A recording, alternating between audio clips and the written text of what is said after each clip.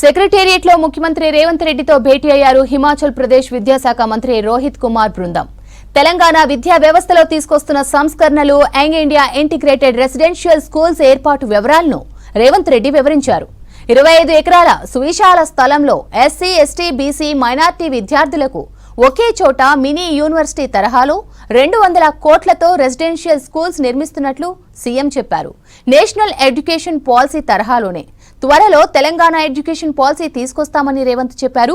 ఇందుకు సంబంధించిన కమిటీని నియమించామని, త్వరలోనే పాలసీని తీసుకొస్తామని వివరించారు రేవంత్. ప్రైవేట్ స్కూల్స్ కి దీటుగా ప్రభుత్వ పాఠశాలల అభివృద్ధిని రేవంత్ రెడ్డి హిమాచల్ ప్రదేశ్ మంత్రికి వివరించారు.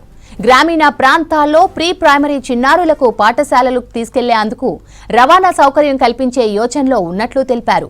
రాష్ట్రంలో ఐటీఐలను ఏటీసీలుగా తీర్చిదిద్దుతున్నామన్నారు. ప్రతి నియోజకవర్గంలో ఏటీసీని నిర్మించబోతున్నామని తెలిపారు. మల్లేపల్లి ఐటీసీని సందర్శించాలని హిమాచల్ మంత్రికి వివరించారు. ఇంటిగ్రేటెడ్ స్కూల్ నిర్మాణంపై హిమాచల్ ప్రదేశ్ మంత్రి ఆసక్తి చూపారు. ప్రభుత్వ విద్యా వ్యవస్థను పటిష్టం చేసేందుకు సీఎం విజన్ను అభినందించారు హిమాచల్ బృందం.